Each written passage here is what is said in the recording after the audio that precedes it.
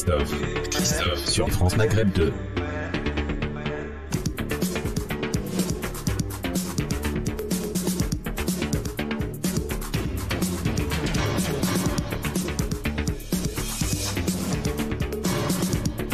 Bonjour à tous, ravi de vous retrouver sur France Maghreb 2, c'est vendredi, c'est la dernière de la semaine et ça s'appelle le Grand Forum, le LGF qui vous emmène jusque 18h.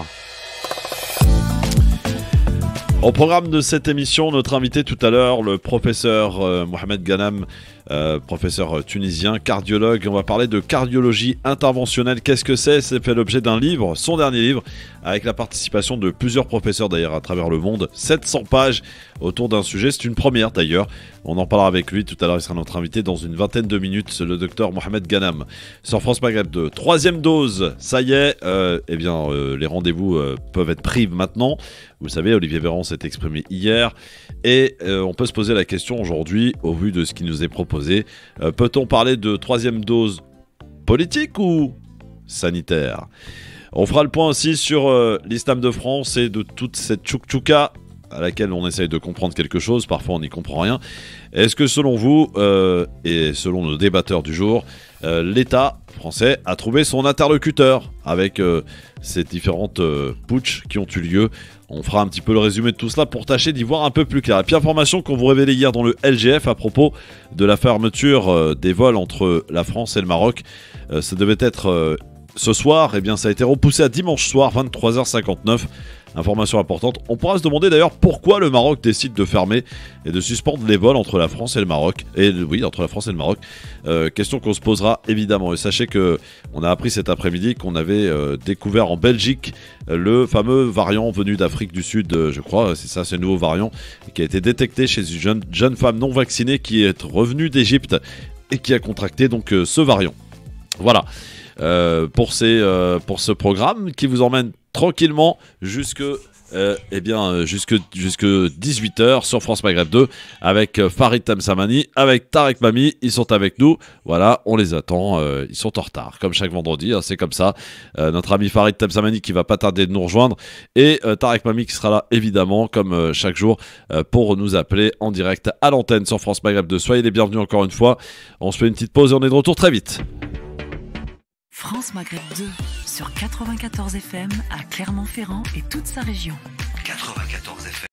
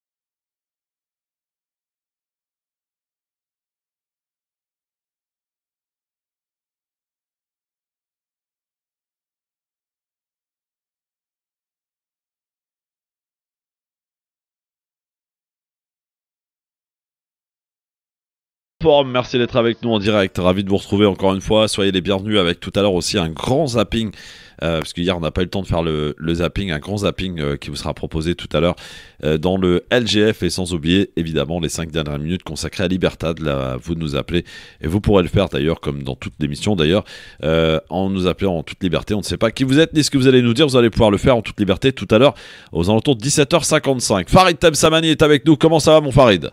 Très bien, et toi Christophe? Salut tout le monde. Salut mon Farid, tout va bien? Pas attrapé froid, tout va bien? Non, ça va, tout va bien, merci. Oui, parce qu'en ce moment, ça caillote un peu, hein. Ça commence à faire froid, ouais. Justement, je parlais de cette info il y a quelques instants concernant l'information qui est tombée hier, qu'on avait d'ailleurs révélée en direct sur France Maghreb 2.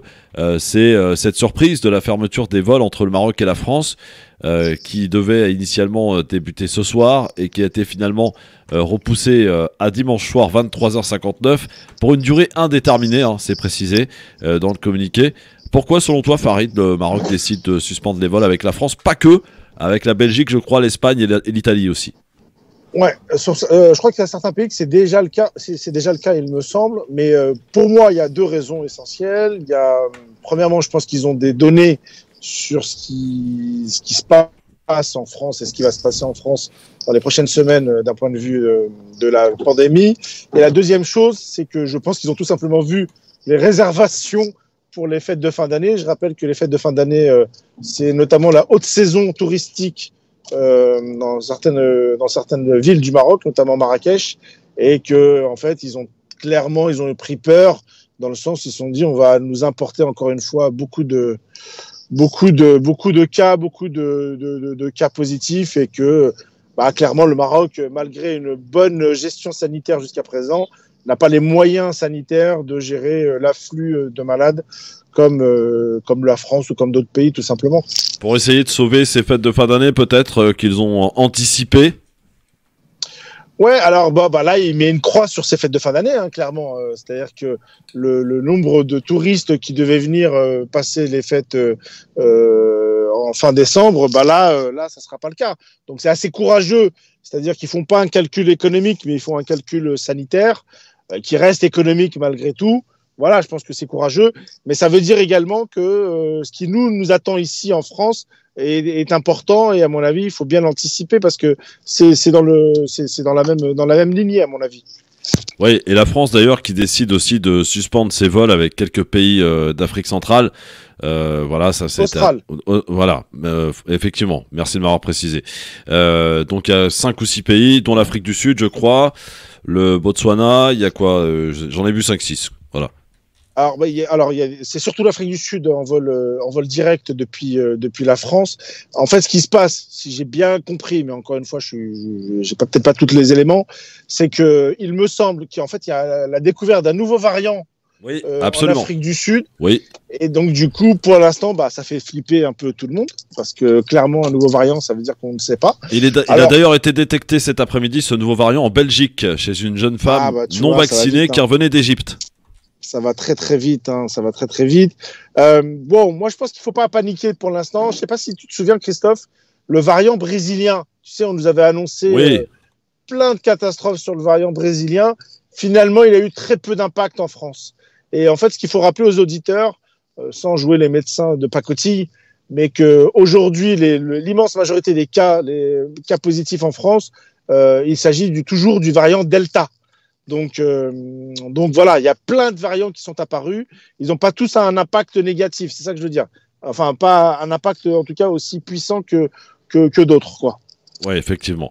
Bon, on va parler de cardiologie interventionnelle dans un instant. Qu'est-ce que la cardiologie interventionnelle ? On en parlera avec le professeur Mohamed Ghanam, qui sort son livre justement de 700 pages avec plusieurs professeurs et cardiologues du monde entier qui ont écrit et participé à l'écriture de ce livre.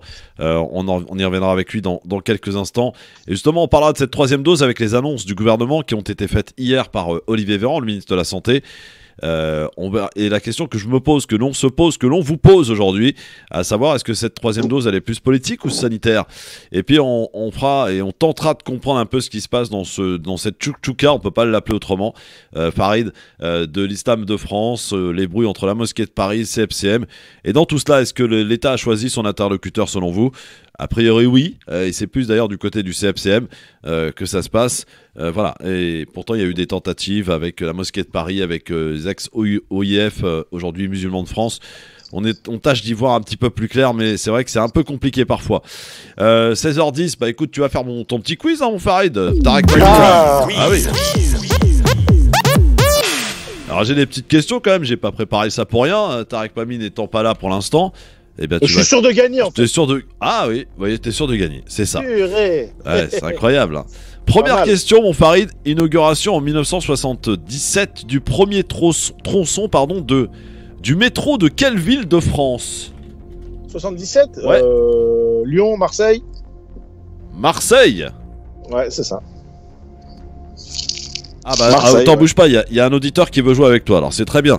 Très bien. C'est Jamel, je crois. Jamel ? Ouais, on t'entend super mal, Jamel, là, faut bouger, mon vieux. Hein. Voilà, vas-y, bouge. Ouais, là c'est bon, quoi. Voilà, c'est bon. Bon, alors, il a eu son premier point. En plus. Bon, comment ça va ? Ça va et toi, Jamel ? Ouais, Salut, ça va Jamel. tranquillou. Et j'ai entendu qu'il y avait personne, donc je suis venu à la rescousse. Eh ben, c'est ça, t'as bien fait, t'as bien fait. On remet les compteurs Voilà. non Bah, pas à bonjour zéro. à vous déjà, et puis bonjour aux auditeurs, et puis let's go. Allez, on remet pas les compteurs à zéro puisque Farid a marqué son premier point. Hein. Attention, deuxième question. Quel journaliste de CNews a été placé sous protection après avoir reçu de nombreuses menaces de décapitation? Kelly. Christine Kelly, bonne Ah, réponse. voilà. Farid Temsamani. Effectivement, là, ça fait quelques mois apparemment qu'elle est sous protection.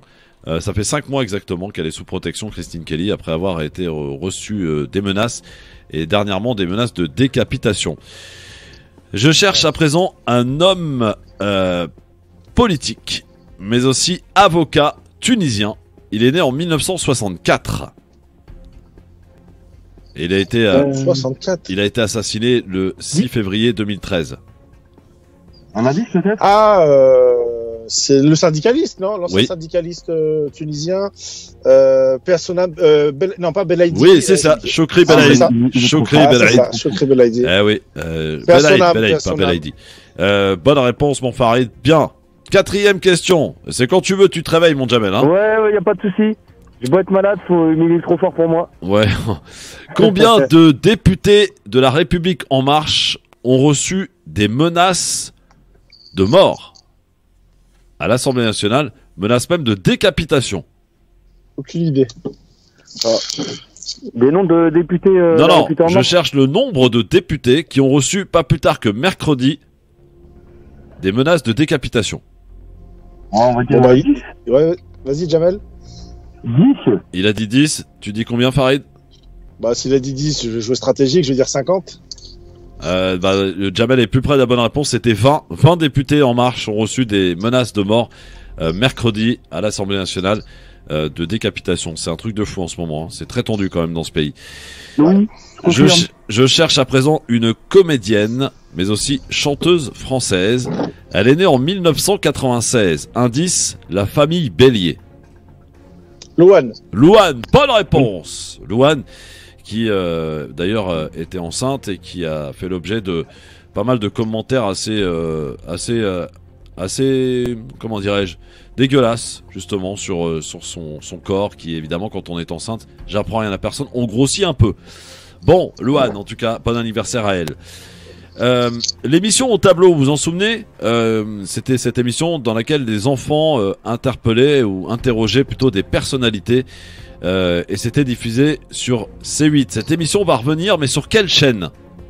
C'est sur C8. Non, Elle revient justement. pas sur C8. Non, c'est sûr. justement, elle change de chaîne. D'accord. C'est toujours Mélissa Torio Non, qui produit. qui produit, je ne sais pas, j'ai pas cette info. Canal Plus alors. C'est Canal+, effectivement, ça change pas de groupe, mais ça Voilà. change de chaîne. Ça va passer sur Canal+. Bonne réponse. Ouais. Bravo, bravo. Attention, 7e et dernière question. Quel journaliste a révélé être atteint d'un cancer du poumon? Pernod. Pernod, bonne réponse. Il est trop Pareil. rapide. Ouais. Jean-Pierre Exactement. Pernod, effectivement, voilà, qui s'est remis lui d'un cancer à la prostate et qui maintenant, bon, il a beaucoup fumé, hein, Jean-Pierre Pernod. Bon, voilà, j'espère qu'il va s'en Bon sortir. rétablissement à lui. Bon rétablissement à lui. Bon, bon Bon Jamel, rétablissement. Farid Bon, à plus tard, était je reste à trop fort l'écoute, pour merci toi. en tout cas. Je t'en Et prie. félicitations à Farid. Merci, merci Jamel. Merci à toi aussi. Merci à toi. Ouais, c'est sympa, c'est élégant. Merci beaucoup, mon Jamel. À bientôt. Allez, dans un instant, on va parler un peu de cardiologie interventionnelle. Farid, ça te dit quelque chose? Est-ce que ça te parle? Malheureusement, oui. Ah oui? Ah oui. Non, bah, on a toujours des gens, malheureusement, qui sont affectés par des maladies liées au cœur, tout simplement. Ouais. Ouais. Alors, en tout cas, là, ce sont quelques éminents professeurs du monde entier qui ont participé à l'écriture de ce livre. Et on sera avec donc le docteur Mohamed Ghanam, professeur tunisien, cardiologue, bien sûr, grand cardiologue, qui nous parlera de son livre dans un instant pour parler de cardiologie interventionnelle sur France Maghreb 2, juste après la petite pause qui s'impose. À tout de suite. Le LGF, le grand forum, merci d'être avec nous, avec Farid Temsamani qui est avec nous aujourd'hui exceptionnellement à distance. Hein. Voilà, j'ai bien dit exceptionnellement. C'est ça. Avec monsieur Tarek Mami aussi qui est avec nous, qui nous a rejoint. Bonjour Tarek. Bonjour Christophe, bonjour cher Farid, bonjour à Bonjour, toutes, cher. bonjour à tous, bonjour. Alors, messieurs, on va parler de quelque chose que vous connaissez certainement, de cardiologie, cardiologie interventionnelle, avec le docteur éminent professeur, docteur Mohamed Ghanam. Bonsoir, docteur. Bonsoir et merci pour l'invitation. Bienvenue, docteur, sur France Maghreb 2. Alors, qu'est-ce que la cardiologie interventionnelle? La cardiologie interventionnelle, c'est de la cardiologie interventionnelle. Ça veut dire qu'en réalité, avant, pour certaines pathologies, on ouvrait le thorax pour réparer. Ouais. Maintenant, on peut intervenir par voie externe et faire la même chose que la chirurgie qui était un peu trop invasive puisqu'on ouvre le thorax et voire le cœur, alors que là, on n'ouvre rien. On fait la même chose, mais par voie externe. Incroyable. Donc, c'est une spécialité d'avenir. Ah oui, une spécialité d'avenir. Donc ça veut dire qu'on peut opérer aujourd'hui du cœur, intervenir au niveau cardiologie, sans ouvrir. Sans ouvrir. C'est extraordinaire, franchement. Oui. Docteur, donc c'est un livre que vous nous présentez aujourd'hui, un livre de 700 pages. Et vous l'avez fait pas tout seul, puisqu'il y a d'autres professeurs aussi qui ont participé à l'écriture de ce livre. Non, en réalité, si vous voulez, excusez-moi, si vous voulez un livre de cardiologie interventionnelle qui regroupe toutes les procédures de cardiologie interventionnelle n'a jamais existé, ni en français, ni en anglais, ni en chinois. Et moi, avec notre éditeur Fraison Roche à Paris, on a pris le pari de le faire. Pourquoi c'est un pari? C'est un pari parce que d'abord, c'est une spécialité qui est mouvante, qui est dynamique, ce qu'on peut dire aujourd'hui peut ne pas être vrai demain. Et rassembler toutes les procédures, c'est extrêmement compliqué. Et on l'a fait. Donc, moi, ce que j'ai fait, c'est que j'ai eu cette idée de faire un livre qui regroupe tout ça, toutes les procédures.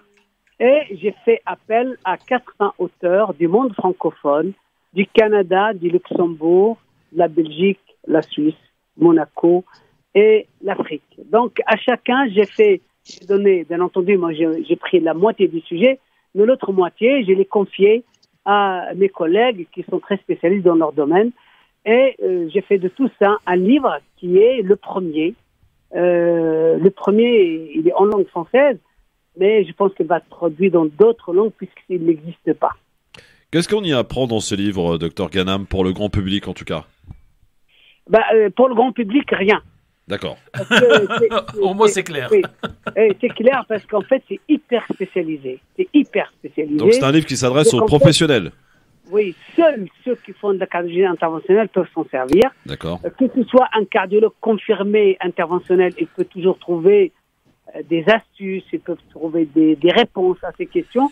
Ou alors, les gens qui sont en train, ou les médecins qui sont en train de se former en cardiologie interventionnelle. Les étudiants en médecine, par exemple. Pardon? Les étudiants en médecine, par exemple, qui souhaitent, non, pourquoi pas pas tous les étudiants en médecine. Non. Non, mais qui souhaitent prendre la spécialité, justement, de la cardiologie. Ils sont déjà dans la cardiologie, ils sont déjà cardiologues. Donc, on ne peut pas le faire avant d'être cardiologue. D'accord. Il faut être déjà cardiologue et choisir la cardiologie interventionnelle. Ça veut dire qu'au sein de la spécialité cardiologique, tu fais une autre spécialité qui est la cardiologie interventionnelle. Donc, pour le grand public, malheureusement, rien. Mais ça leur sert dans le sens où ça sert aux cardiologues qui vont les traiter parfois. Donc, c'est toujours indirectement, ils en bénéficient, si tu veux. Ouais, donc quand on va voir son cardiologue qu'on est un peu malade du cœur, on peut emmener le livre, en cas où, pour se rassurer. Exact. Voilà, voilà, c'est un livre donc du docteur Ghanam. Ça a pris 4 ans de travail, ce livre. 4 ans. Ouais. Oui, 4 ans de travail. Moi, ce qui m'a beaucoup un peu surpris, c'est que d'abord, je me suis posé la question, est-ce que moi, je suis le plus légitime pour le faire? Parce que c'est quand même un livre qui n'a jamais existé, qui regroupe presque le monde. Et donc, je me suis dit, après, je me suis dit, je vais quand même m'engager. Ensuite, quand j'ai appelé mes collègues au Canada, en Suisse, tout le monde a répondu oui. Et alors, ce qui est très, pas surprenant, mais c'est là où on voit les grands cardiologues connus dans le monde entier sont humbles. C'est-à-dire que moi, je me permettais de les corriger. Donc, ils ont refait la copie plusieurs fois, etc., pour que ça corresponde à quelque chose de publiable. Et puis, vous avez l'éditeur aussi. L'éditeur qui a aussi ses conditions. Il faut que la photo soit comme ça. Parce que ce qu'on ne savait pas, nous, en tant que cardiologue, c'est que quand on fait un article sur une revue scientifique, eh bien, ils sont pas très regardants sur les photos. Par contre, pour faire un livre, ils sont extrêmement regardants. Il faut que les photos soient en haute définition, ça veut dire plus de 300 dpi. Et nous, on ne savait pas vraiment ça, c'est pour ça que ça a pris 4 ans. Mais en tout cas, le succès est là, il est presque mondial. Toutes les salles de cardiologie internationale en France vont l'avoir dans la salle. Ça, c'est très bien. Et il est sur toutes les pages des sociétés scientifiques cardiologiques, que ce soit en Algérie, en Tunisie, au Maroc, en France et partout. Et donc, moi, je ne m'attendais pas réellement, si tu veux, à ce succès qui est énorme, que le bouquin était très bien fait, on a pris le temps, on a pris des spécialistes, etc. Donc, ça apporte quelque chose, ça correspondait vraiment à un besoin parce que ça manquait. Et alors, on va essayer de le traduire en anglais, il faut juste avoir les moyens, et puis après en chinois, et comme disait M. Tarek, notre président, peut-être en arabe. Ah ouais. Pourquoi pas en berbère. En berbère, ouais, pourquoi pas. Ça, Ouais. c'était un commentaire privé, cher docteur. Hein, c'était entre nous deux. Hein. Oui, non, mais c'est vrai, pourquoi pas. En tout cas, il fait de l'effet et vraiment. Enfin, je suis content parce que après 4 ans de travail, il n'y a pas que moi. Je veux pas, si vous voulez, m'emparer de tout le travail des autres. Il y a beaucoup d'autres qui ont travaillé très sérieusement, mais le résultat est là. Bon, eh bien très bien. En tout cas, bonne chance avec ce livre, hein, docteur, et merci pour votre participation. Voilà, de mettre votre expérience au service des autres finalement, au travers de ces livres de 700 pages. Le titre du livre, docteur? Précis de cardiologie interventionnelle. Précis. Ça veut dire qu'en fait, la cardiologie interventionnelle ont plus de précision. C'est pour ça que ça touche le spécialiste des spécialistes. Donc, c'est le précis de la cardiologie. C'est pas la cardiologie interventionnelle, c'est la précision dans la cardiologie interventionnelle. Très bien, très bien. Eh bien, merci beaucoup, docteur, en tout cas, d'être passé par chez nous et à très vite. Je sais pas, pour parler politique tunisienne, non? Ça vous avez laissé tomber, ça y est? Absolument. Mais là, c'est pas du tout précis. Ouais. Merci beaucoup, docteur. Là, on peut parler d'imprécision de la politique tunisienne. On peut éventuellement, effectivement. Tchouk-tchouka, comme vous voulez. Merci beaucoup, docteur. En tout cas, au plaisir de vous rencontrer et de vous voir. Merci beaucoup, à très vite. Merci beaucoup, Christophe. Merci à Tarek. Merci à vous. Merci. Voilà. Ça fait du bien de parler de sujets comme ceux-ci dans Ça cette fait émission. surtout, cher Christophe, du bien de voir que dans cette communauté stigmatisée par les uns et par les autres, notamment pour les histoires de religion avec des interprétations, des mésinterprétations, il y a des citoyens français de culture ou de confession musulmane, d'origine maghrébine, donc des franco-maghrébins, qui tracent leur sillon dans la science et qui font de la France, qui produit ce livre, la France que nous aimons tous, c'est-à-dire la France qui se projette, la France, j'aime pas les mots droits de l'homme, mais en tout cas des sciences et du savoir. Et ça doit faire tout drôle de voir donc sur ce livre sous la direction du docteur Mohamed. Et rien que pour ça, moi je suis, fier de connaître Mohamed, de travailler avec lui. Et d'ailleurs, la phrase qu'il m'a envoyé, quand il m'a envoyé donc, le livre et le commentaire, il m'a dit « Cher Tarek, ce livre en français sera très bientôt publié en anglais, puis en chinois. » Et je lui réponds dans un échange privé, et pourquoi pas en arabe? Il l'a dit, pourquoi pas. Voilà, parce que c'est une très belle langue aussi, la langue arabe, et que les médecins arabes d'aujourd'hui ont le droit aussi de savoir, comme dit la phrase. Et donc, je suis fier qu'il y ait Mohamed qui fait, et j'ai dit Mohamed avec le ha, pas Mohamed, ce livre, que nous le recevons sur France Maghreb 2, et que tous ces a priori partent parce que la compétence dépasse les cultures, les ethnies, les histoires des uns et des autres, et qu'il faut reconnaître dans les hommes leurs compétences et non pas leur origine. Personne n'a choisi de naître ni noir ni blanc, ni français ni américain, ni grand ni petit, ni obèse ni maigre. Donc on fait ce qu'on peut avec ce qu'on a quand on arrive. Ouais, alors Farid, tu partages? Quoi, je partage quoi? Ce que vient d'être dit par Tarek. Ouais, il faudra peut-être demander à ce qu'on fasse un bouquin sur la psychiatrie, peut-être la nouvelle psychiatrie. Ah, la psychiatrie, là, il y a du Ça boulot. serait Là. pas mal, ouais. Ouais, il y a du boulot, ouais. Non, en tout cas, c'est bien c'est bien un ouvrage scientifique comme celui-ci. Et ça peut être intéressant. Il est plus avec nous, mais ça peut être intéressant surtout pour peut-être ses confrères à lui, qui sont parfois dans des contrées éloignées. Alors, je sais qu'il y a Internet aujourd'hui et qui, justement, n'ont pas forcément accès à toute la nouvelle technologie en la matière. À mon avis, ça peut être intéressant pour eux.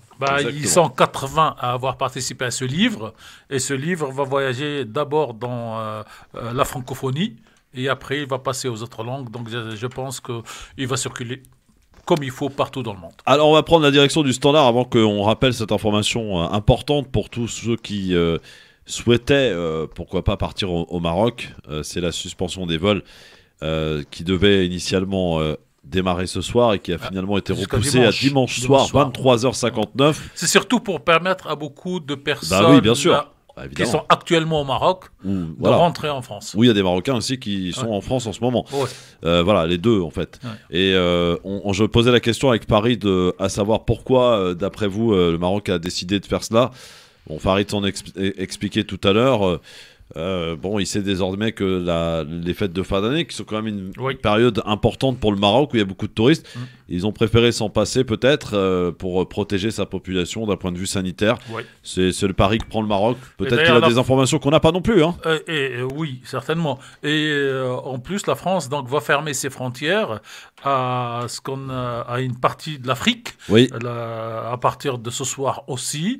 Et dans l'Afrique, c'est principalement l'Afrique du Sud, le Botswana, le Zimbabwe, où un nouveau virus B quelque chose vient d'apparaître, et qui est arrivé, donc, qui a été détecté ce matin en Israël. Et en Belgique cet après-midi. Et en Belgique en début d'après-midi, et qui apparemment il est encore plus grave ou plus mutant. Et surtout en Israël, j'ai entendu le flash ce matin, il parle déjà, cher Christophe, de 4e dose. Ah oui. Ouais. Ah bah nous, on n'en est qu'à la 3e. Voilà. Hein, chacun son truc. Voilà. Kader est avec nous. Bonjour Kader. Bonjour Christophe, bonjour Tarek et Farid. Et Farid. Voilà. Qu'est-ce qui se passe pour Kader? Moi je voulais parler sur un sujet qui est d'actualité, mais malheureusement il a frappé à nos portes. En fait, c'est le drame des migrants dans la Manche. Absolument. Et comme par hasard, comme miracle, aujourd'hui, les chaînes télévisées, on parle qu'il y a des morts des gens en essayant de traverser pour une X raison, pour une demi-heure, pour autre chose. Et la semaine dernière, sur vos antennes, je crois qu'il y avait un député, je ne me rappelle pas parce que franchement, j'ai entendu juste un petit peu et après j'étais par le travail, j'ai pas pu terminer l'émission. D'écouter l'émission plus tôt, et du coup il y avait ce monsieur, un député, qui a dit l'immigration on en a besoin, mais il faut qu'on la choisisse ailleurs, là-bas chez eux, les médecins, les ingénieurs, en fait la matière grise. Tout à fait. Et du coup j'arrive pas à comprendre ce mépris envers cette catégorie catégorie. Non, c'est humain, en fait on est tous humains, et qu'on cherche juste peut-être une vie meilleure. Parce que en fait, il y a cette politique de vider ces pays-là de toutes ces énergies et ces forces, on va dire, qui est la jeunesse, qui sont les diplômés et tout. Et on va dire non, toi, le paysan que vous voulez juste venir pour manger à votre faim, non, vous n'êtes pas le bienvenu et vous êtes la peste, si je peux dire. Oui, alors il y a quelques candidats, par exemple, Michel Barnier qui parle lui d'un moratoire sur le sujet de l'immigration, sur le sujet des migrants plus exactement. Voilà, est-ce qu'il faut... alors, c'est vrai que la question est quand même assez délicate, j'ai envie de vous dire, Tarek et Farid pour le coup, sur le sujet de l'immigration. Est-ce que, je me souviens qu'il y a je sais plus qui exactement avait dit, je préfère moins recevoir mais mieux recevoir que plus recevoir et mal recevoir. Alors, si Farid permet, il y a un mot qu'il faut dire. C'est aujourd'hui un pillage de la matière grise, donc des pays dits sous-développés, qui donc vont avoir des jeunes à qui ils vont payer une scolarité en gros entre 6 ans et 18 ans pour les premiers, peut-être même à bac plus 4, et après on vient le récupérer en Occident sans avoir pris en charge la partie la plus difficile, c'est-à-dire l'éducation et la mise en route de ces médecins. La deuxième chose, c'est que même si ma comparaison va être forte, cher Christophe, c'est qu'au 18e, au 19e siècle, on faisait de l'esclavagisme pour la force physique des gens. Aujourd'hui, on passe dans une autre phase d'esclavagisme en récupérant juste les meilleurs de chacun des pays pour les laisser toujours exempts et pour dire... Mais c'est la faute de qui, Tarek? C'est la faute de ceux qui les laissent partir ou de ceux qui les récupèrent? C'est la faute des deux. C'est la faute des deux, cher Christophe. D'accord. Parce que si rien n'est fait, par exemple, pour un médecin pour pouvoir travailler en Algérie, au Maroc, en Tunisie, par exemple. Vous connaissez ma position. Moi, je suis contre la position victimaire. On n'est pas que victime. On est aussi responsable. C'est pour ça, donc, on est victime parce qu'on est exploité, on prend des médecins, notamment algériens, on ne reconnaît pas leur diplôme, on en fait des infirmiers dans les hôpitaux, mais en réalité, ils tiennent le rôle, surtout dans les urgences, des médecins. Et donc ça, c'est le côté victime et côté responsable, parce que dans les pays d'origine, on ne donne pas les conditions de travail de dignité, et surtout, cher Christophe, de liberté d'expression, d'écriture des textes, notamment scientifiques, et donc les gens ont besoin et de savoir, et de manger, et de savoir et de s'épanouir. Et c'est pour ça que ça part beaucoup. Alors bouge pas Paris, on aura ton avis là-dessus, c'est important, c'est un sujet très important évidemment avec notre ami Kader qui nous a appelé il y a quelques instants en faisant référence évidemment à ce drame du côté de Calais avec 27 morts, des enfants, des femmes.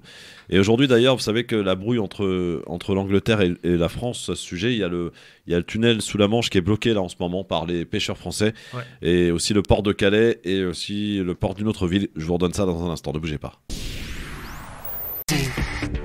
Le LGF, c'est là, on est là les amis, tous les jours, 16h, 18h, et pour cette dernière, il pleut à fond sur Paris là en ce moment, mon Farid, hein. J'espère que t'es abrité. Pour l'instant, je suis abrité, ouais. Parce que là, ça pleut dur. Hein. Bon courage à tous. Ça promet d'être le gros bazar sur les routes ce soir, parce que le vendredi soir, généralement, c'est très chargé. Alors, sur le sujet de l'immigration, mon cher Farid, grâce à notre auditeur Kamel qui nous a interpellé, il a bien fait d'ailleurs de nous parler de ce sujet très important. Ta position là-dessus, elle est assez difficile. On entend tout et n'importe quoi sur le sujet.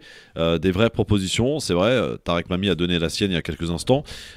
Concernant un moratoire, est-ce qu'il en faut un? Est-ce qu'il faut peut-être revoir sa politique d'accueil? Mieux accueillir, parce que quand on voit par exemple des gens qui arrivent effectivement et qui se retrouvent dans des conditions absolument déplorables ici en France, est-ce qu'il faut moins accueillir et mieux accueillir, ou est-ce qu'il faut mettre tous les moyens pour accueillir dignement? Voilà, c'est ce sujet-là, cette question-là qui est très importante. Farid, quelle est ta vision toi là-dessus? Moi, vous le savez, moi c'est une thématique qui m'est chère parce que je suis un enfant d'immigrés. 2, une partie, j'ai pas dit l'essentiel, mais une partie de nos soucis sont liés à tout l'échec de l'accueil des immigrés et de leurs descendants. Très clairement, maintenant il faut quand même rappeler un point essentiel: on ne quitte jamais son pays par plaisir. Exactement. Je l'ai déjà dit, je le redis, je le redirai toujours. On ne quitte jamais son pays par plaisir. Je n'oublierai jamais, moi, mon défunt père qui n'a jamais accepté de quitter son propre pays pour des raisons notamment économiques. Donc déjà, premièrement, ça, c'est quelque chose d'essentiel. Et puis la deuxième chose, je me répète peut-être, mais moi, je suis originaire d'une ville qui s'appelle Tanger.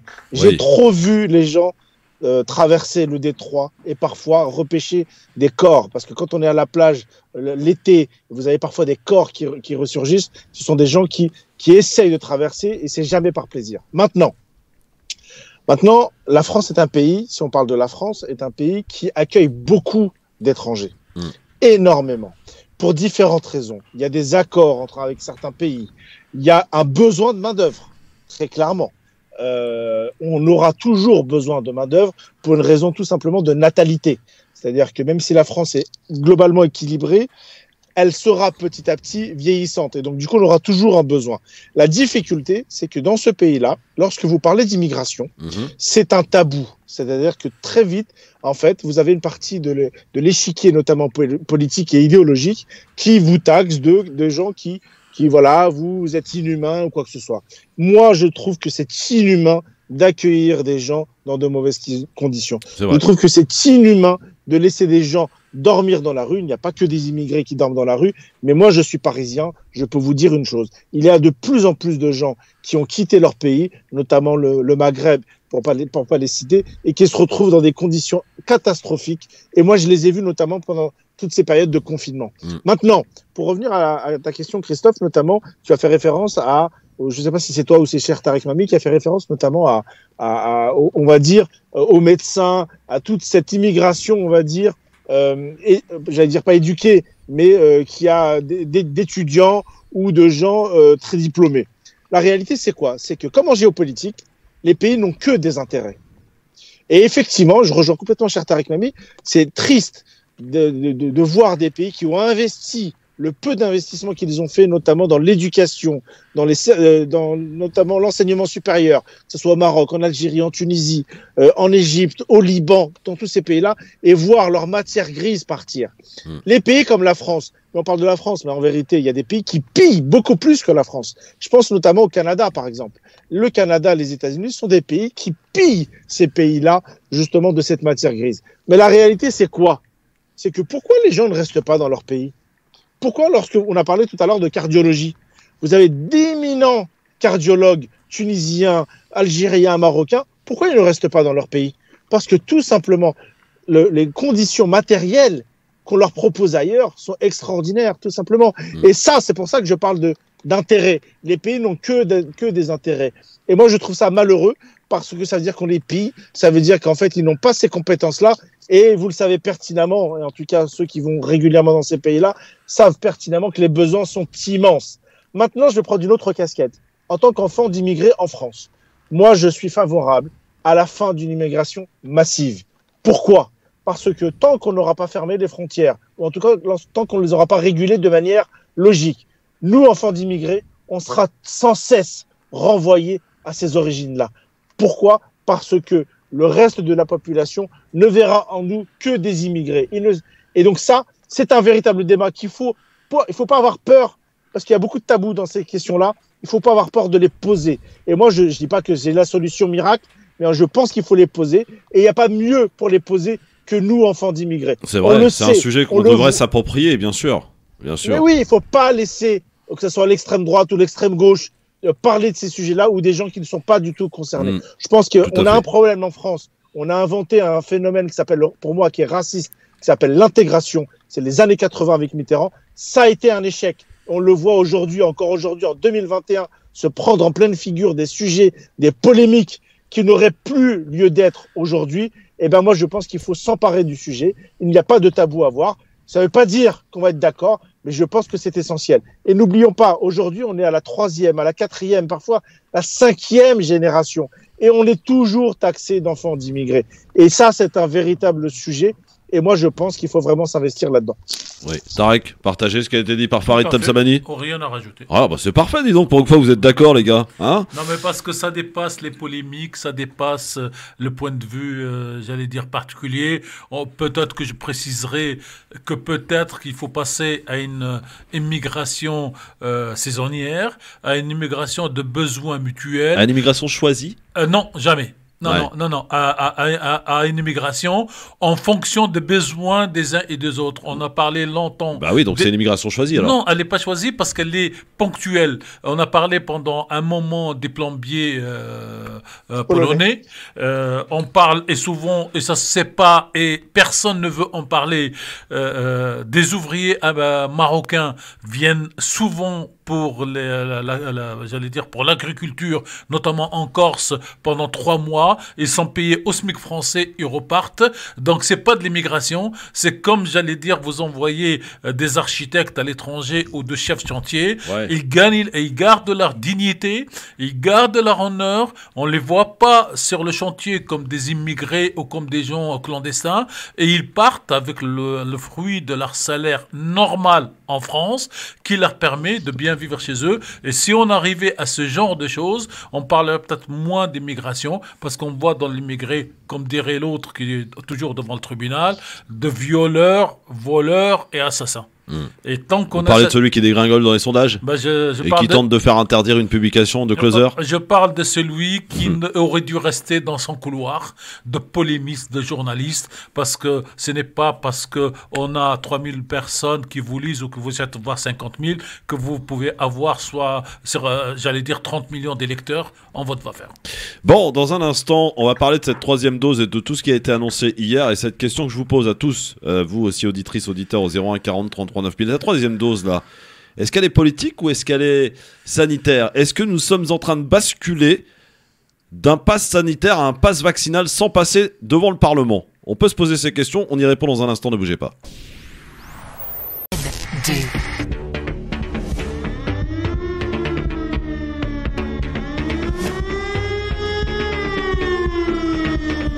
Le grand forum sur France Maghreb 2 avec Monsieur Farid Tabsamani, Monsieur Tarek Pami avec nous aujourd'hui sur France Maghreb 2. Hier, nous avons, cher Tarek, participé aux assises de l'audiovisuel qui étaient organisées par le CIRTI, qui est le syndicat des radios indépendantes et radio et télé, ainsi que la locale, qui co-organisait cet événement. Et voilà, c'était très intéressant. Il y avait beaucoup d'acteurs, une sénatrice, députée, Aurore Berger. Je ne l'ai pas croisée, vous l'avez vu, vous? Oui, bien sûr. Ouais, bon, très bien. Maigri, pour faire simple. Ah bon? Madame Bachelot qui est venue ouvrir cette assises, cette journée. Oui. Madame Bachelot, ministre de la Culture. Ouais. Une grande dame qui a beaucoup sillonné puisqu'elle a été ministre de droite, elle a été donc, j'allais dire, journaliste polémiste sur plusieurs télés et qui... C'est elle qui avait dit que jamais elle ne referait de politique? À un certain moment, oui. Sauf quand Macron l'appelle. Et c'est surtout elle qui avait procédé à l'opération d'achat de vaccins massifs qu'on lui a reproché. Alors la question se pose, est-ce que mieux vaut-il... de masques, pas de vaccins, de masques. Non, c'était de vaccins. Non, les vaccins H1N1 en 2009, mon cher Farid. Oui, exact. Non, c'est des vaccins. En tout cas, quel que soit l'un ou l'autre, est-ce que pour un problème de santé publique nationale, il vaut se tromper, acheter trop, que d'attendre et de dire effectivement, puisque vous parlez des masques, au bout d'un mois que les masques ne servent à rien pour matraquer depuis que le masque est le geste barrière. Donc c'est une dame qui a truc. Et quelque chose me dit que dans quelques semaines, Christophe la recevra. Pour échanger avec elle. C'est pas impossible. Voilà. Cher Tarek, cher Farid, petite précision, hier sur notre antenne, notre ami Emmanuel Dupuis, lorsque nous parlions, et je lui ai demandé de profiter de sa présence pour qu'il nous détaille les accords signés entre le Maroc et Israël, puisque vous savez que Benny Gantz était venu au Maroc cette semaine. Il nous a dit aussi, et c'est information que je demande à confirmer ou pas, que la Tunisie est en discussion pour acheter des drones israéliens. Il est libre de dire ce qu'il veut. Hein. Non, mais est-ce que vous avez l'information ou pas? Non. Oui. Parce que ce à quoi j'ai répondu que j'étais étonné, mais non, bon, voilà. Je veux dire, cher Farid était étonné que le Maroc signe l'accord de normalisation il y a un an. L'histoire lui a donné tort. Donc, je ne veux pas commettre la même chose. Par contre, ce qui m'étonnerait, c'est que le lendemain du voyage donc, du ministre de l'entité sioniste, comme on dit sur certaines antennes et radios d'Israël au Maroc, le lendemain, c'est le Premier ministre, Madame Bouden, la Tunisienne, qui s'est rendue à Alger et qui a été reçue par Monsieur Tebboune. Et donc, comme l'Algérie officielle ne se prépare pas à normaliser avec Israël, ça me semble un peu lointain. Et si la Tunisie avait besoin de drones, je pense qu'elle s'adresserait beaucoup plus facilement aux Américains, aux Français et aux Turcs avant d'aller taper la porte israélienne. Mais il ne faut jamais insulter l'avenir, ni dans un sens ni dans l'autre. Les intérêts des États et des chefs d'État sont différents de nos analyses à nous. Oui, alors Farid, avant de te faire un petit commentaire là-dessus, Emmanuel a dit quelque chose de juste. Il a dit que les trois pays du Maghreb, en l'occurrence Tunisie, Algérie, Maroc, étaient un petit peu en retard sur tout ce qui est armement et qu'ils étaient en train de rattraper ce retard avec des alliés différents. Ça, pour le coup, il n'a pas tort. Voilà, on peut parler d'alliés différents pour le Maroc, l'Algérie. Parfois ils sont différents, parfois ils sont communs. Hein. Je te parle des drones, par exemple. Partagés. Les drones turcs, par exemple. Voilà, des drones turcs. Oui, tout à fait. Oui. Il me semble que le Maroc dispose de drones turcs. Oui. Je ne sais pas encore si l'Algérie en dispose, mais en tout cas, je ne serais pas étonné qu'un jour elle en l'achète. Et encore une fois, moi, ce que je vais me répéter par rapport à ce que j'avais dit la semaine dernière, c'est quand même très malheureux cette course à l'armement. Ouais. Il y a peut-être un rattrapage. Voilà, j'aurais préféré que les milliards investis par les différents pays là-dessus soient investis pour pouvoir garder leur jeunesse et leur matière grise dans leur propre pays. Pas faux, mon Farid. Non, Ça, mais c'est bien vu. surtout, j'allais dire, le Maroc s'arme contre qui? Entre nous, contre l'Algérie. L'Algérie, elle s'arme contre qui? Entre nous, contre le Maroc.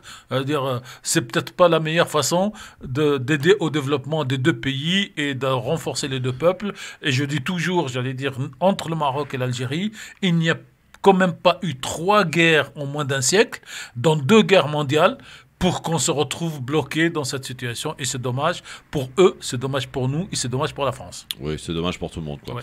Effectivement. Bon, alors, on va quitter tout cela, sauf si vous avez un commentaire à faire sur la visite du ministre. Rien d'autre à dire, je crois que tout a été dit, ou presque. Ouais. Voilà. Ouais. Alors, peut-être 2 précisions. Officiellement, une société israélienne va s'occuper de prospection au Sahara occidental. Et beaucoup traduisent que cette présence dans cet endroit-là, c'est plus sécuritaire que pétrolière, parce que les Israéliens ne sont pas connus dans le monde d'avoir donc des grandes sociétés de recherche. D'ailleurs, dans leur propre eau territoriale, ce sont plutôt des sociétés américaines qui cherchent le pétrole que des sociétés israéliennes. Mais bon, la politique, c'est la politique. Alors, un petit mea culpa de ma part, parce que hier, je m'étonnais avec Emmanuel, justement, de la non-réaction des Marocains concernant cette visite et concernant ces accords signés. Et non, effectivement, alors c'est plus compliqué. J'ai été démenti, c'est-à-dire qu'il y a eu des manifestations. Alors justement, c'est plus compliqué, cher Christophe. Il y avait des manifestations avant l'arrivée donc du ministre israélien, des manifestations qui n'avaient pas pour objet de manifester contre cette visite, mais des raisons plutôt sociales, sur lesquelles se sont greffés, bien sûr, quelques slogans sur cette histoire. Par contre, on me dit, moi, des amis marocains du Maroc, me disent il y a un nombre d'inscriptions de militants marocains dans le BDS qui a explosé en 3 jours. Ouais, Farid, tu confirmes? Alors, j'y suis pas, donc je peux pas confirmer. Ce que je peux te dire, c'est qu'il y a toujours eu au Maroc une frange de la population très investie sur ces questions du conflit israélo-palestinien. Ça, c'est une évidence. Globalement, le peuple marocain a toujours été très épris de ce sujet-là. Ça, on l'a rappelé à plusieurs reprises. Je l'ai même souligné souvent. Ça, le Maroc a été l'une des populations qui s'est le plus mobilisée lorsqu'il y avait des soutiens apportés à la Palestine. Voilà, c'est pour ça que moi je m'interroge, je veux dire. Après, le peuple marocain est aussi un peuple particulièrement pragmatique. J'ai pas dit qu'ils étaient tous favorables à ce qui se passait aujourd'hui, notamment dans ces accords avec Israël. Ce qui est certain, c'est que l'immense majorité, à mon avis, du peuple marocain, c'est dur ce que je vais dire là, mais a d'autres chats à fouetter, en fait, tout simplement. Oui. Peut-être, on peut l'entendre effectivement, mais ce que j'ai toujours eu du mal à comprendre, et peut-être que c'est mon petit cerveau qui ne comprend pas grand-chose, quand tu es comme le Marocain en général, justement très mobilisé concernant la cause palestinienne, excuse-moi, la pilule est quand même très dure à avaler. Je suis pas d'accord, Christophe. Ah si, il est mobilisé. Il est mobilisé. Il y a toujours une mobilisation d'une frange de la population. C'est très souvent c'est toujours des les dizaines de milliers de personnes dans les rues de Rabat ou de Casablanca. Oui, mais c'est 36 millions d'habitants, Christophe. Ouais, d'accord, peut-être, mais bon, voilà. C'est sensiblement, le peuple marocain a toujours été épris de cette cause-là. Ça, je suis d'accord. Dire que l'ensemble du peuple marocain est mobilisé pour cette cause-là, moi, je ne le vois pas comme ça, tout simplement. Et je pense qu'ils ont toujours eu d'autres priorités. Personnel, premièrement, personnel économique, et le Sahara est une des mobilisations plus importantes que celle que la cause palestinienne, tout simplement. Et c'est une réalité du peuple. Maintenant, alors c'est une réalité qui n'existe pas, comme vous l'avez souvent dit, en 75. Au début de la marche verte, mais quand dans n'importe quel pays vous avez une thématique qui revient, regardez ce qu'on a nous en France avec le grand remplacement. Aujourd'hui, nous n'avons pas toute la France, mais pas une majorité, mais une grande partie, 35%, 40% qui croient. Et donc, quand vous répétez un message pendant 40 ans, il finit par imprimer. Oui, c'est vrai. Surtout chez les plus jeunes qui naissent avec cette idée-là, quoi. Exactement. Bon, on va quitter ce sujet parce qu'il nous a beaucoup empoisonné, je dois vous le dire. Sincèrement, j'aurais aimé qu'on parle d'autre chose et autrement de ces pays du Maghreb. J'aimerais qu'on parle de ce qui se passe en France, de ce qui nous a été annoncé hier. Olivier Véran a pris la parole, pas seul, il y avait Blanquer aussi. Et voilà, donc hier, qu'est-ce qui a été annoncé? Alors, eh bien, ce qui a été annoncé, c'est que la 3e dose va devenir quasi obligatoire pour tout le monde. Pourquoi? Parce que pour ceux qui bénéficient du pass sanitaire aujourd'hui, vous avez un délai de 7 mois entre les 2 doses pour faire votre 3e dose. Si au bout de 7 mois, vous ne l'avez pas fait, eh bien, votre pass sanitaire sera inactif, désactivé. Donc là, c'est de la vaccination. Pour le 15 janvier. Janvier, voilà. Si j'ai retenu la date. C'est ça, le 15 janvier. Pour le 15 décembre, pour ceux qui ont plus de 65 ans. Ouais. Et le 15 janvier, pour le reste de la population, c'est-à-dire ceux qui ont plus de 18 ans. Pour l'instant, voilà. Alors, le 15 décembre, pour ceux qui ont plus de 65 ans Oui. et qui ont plus de 5 mois de vaccination. C'est ça. Tandis que les autres, c'est 7 mois. Oui. Sachant qu'on nous dit qu'à partir de 5 mois, voilà, on n'est plus totalement protégé. Concernant ces nouveaux variants qui, je le répète, sont arrivés déjà en Europe parce qu'on a détecté des cas en Belgique. Voilà. Alors, la question qu'on peut se poser, on parlait bien d'un pass sanitaire jusqu'à présent. Est-ce que l'on n'est pas en train de basculer finalement vers un pass vaccinal, sachant que si tel est le cas, il faudrait qu'on passe devant le Parlement. Et d'ailleurs, Véran l'a dit lui-même. Mais pardon, ça ressemble beaucoup plus à un pass vaccinal qu'à un pass sanitaire, cette histoire, Tarek, non?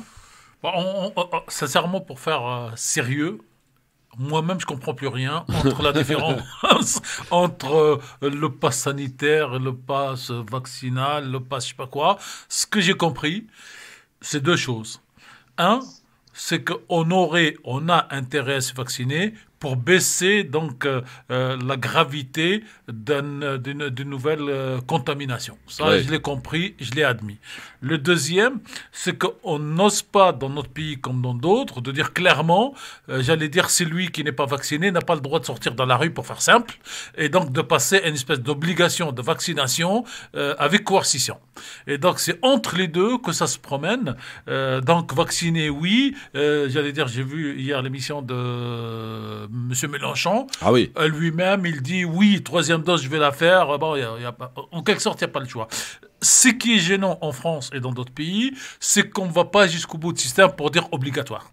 Et donc, on amène les gens à le faire malgré eux pour pouvoir espérer avoir une vie sociale, sans leur dire, si tu fais pas ça, tu dégages. Pour qu'on ne dise pas que nous sommes une dictature, mais nous sommes... C'est un peu hypocrite parce que d'un côté, on vous dit c'est Voilà. pas obligatoire, mais si tu vous le fais faites pas, t'as plus de passe sanitaire. Non, mais et vous êtes interdit du tout. Ouais. Voilà. Et en plus, on rajoute que dorénavant, le test PCR, c'est pas 48 heures ou 72 heures. 72 heures, on passe à 24 heures. 24 heures. Ouais. Donc dites-nous... Pour les non-vaccinés, il serait 6 millions encore. Voilà, dites-nous qu'il le faut, et puis on n'en parle plus. Donc c'est pour ça que je vous dis, je comprends plus rien, et je sais pas comment ça va marcher. Et surtout, le gouvernement, s'il n'était pas à la veille d'une élection présidentielle, il aurait joué plus fort. Mais là, chaque voix compte dans le vote, chaque participation compte, et donc le gouvernement fait du en même temps, pour faire simple, et fait du peut-être. Et les gens ne comprennent plus rien. Donc, les gens se vaccinent quand ils ont besoin de voyager. Les gens se vaccinent quand ils vont dans une réunion professionnelle et qu'on leur dit qu'il faut amener ça. Et hier, vous l'avez vu, cher Christophe, quand on est arrivé pour les assises, ben, on nous a demandé nos passes. Ouais. Si on n'avait pas nos passes, on n'aurait pas pu assister à la journée professionnelle travailleur qui nous concerne professionnellement. Par contre, là, mercredi soir, nous sommes allés au restaurant ensemble, ils nous auraient demandé. Ah, si. Moi, ils m'ont pas demandé. Si. Et c'est le. Si, non, je dis une connerie. Si. Non, Et c'est non, même pardon, avec le c'était- vôtre. Non, pardon, c'était avec la veille, j'étais dans un restaurant, Voilà. excusez-moi, désolé. Mais pour les assises. Dans un autre restaurant à Paris, on m'a rien demandé. Non, mais pour les assises, ils vous l'ont demandé. Et ça, d'ailleurs, le vôtre qui a activé le mien derrière. Ouais. Et puisque le vôtre a marché, le mien n'a pas marché au Oui. début. Alors, Farid, c'est vrai que. Est-ce que vous y comprenez? Est-ce que tu y comprends quelque chose, toi, mon cher Farid? Et quelle lecture tu en fais de toute cette. De toutes ces annonces? On sent qu'il n'y a pas, en tout cas, est-ce qu'on peut regretter, il n'y a pas une collaboration européenne dans cette histoire. C'est à chacun sa stratégie, puisqu'on voit qu'autour de nous, bah, ça ferme, ça restreint énormément, à l'image de l'Autriche qui a confiné l'ensemble de sa population, là. L'Allemagne qui tape aussi assez fort, la Belgique qui s'apprête à faire des choses, l'Italie aussi. Farid, il n'y a, y a pas de stratégie européenne, là. Il n'y a pas de stratégie européenne pour une raison très simple, c'est que je crois qu'en matière de santé, si je ne dis pas de bêtises, les pays sont souverains, Oui. clairement. Donc du coup, effectivement, il n'y a pas de mobilisation de l'ensemble des pays pour adopter une position unique. Et tant mieux, parce que je peux vous dire, ça voudrait dire qu'il faudrait suivre l'Autriche et se reconfiner. Moi, Non, je suis pas Farid, favorable. pardon. Le président Macron avait dit qu'on était en guerre sanitaire. Donc quand on est en guerre, voilà, on s'allie pour essayer de se défendre. Et ça aurait été opportun de dire, voilà, on est en guerre, on a tous le même problème, pays européens, essayons de faire valoir et de montrer peut-être que l'Europe, c'est peut-être pas qu'un truc sur papier, mais que ça peut éventuellement marcher. Bah, sur cette question-là, en tout cas, clairement, ça fonctionne pas. Pas du tout. Voilà. Après, voilà, l'histoire de la guerre, c'est de la communication plus qu'autre chose. Pour répondre à ta question, est-ce qu'on bascule vers un pass vaccinal? Moi, j'en suis complètement convaincu. Voilà. Maintenant, je pense qu'il faut complètement l'avouer. On l'avouera pas pour une raison très simple, c'est qu'on est à l'approche, comme l'a dit cher Tarek Mami, on est à l'approche d'une élection présidentielle, qu'il faut repasser devant le Parlement. Je pense que pour moi, c'est une formalité, mais à l'approche de l'élection présidentielle, ça peut faire mauvaise figure. Clairement, moi, ce que je vois, c'est qu'il y a pour moi, il y a deux axes. Il y a l'urgence pour l'ensemble du pays, et puis après, il y a la condition pour chaque être humain, en tout cas chaque citoyen français, sur cette histoire de 3e dose. Moi, qui avec une seule dose, parce que j'avais eu le Covid, je me suis fait revacciner pour une 2e dose, qui est l'équivalent d'une sorte de rappel.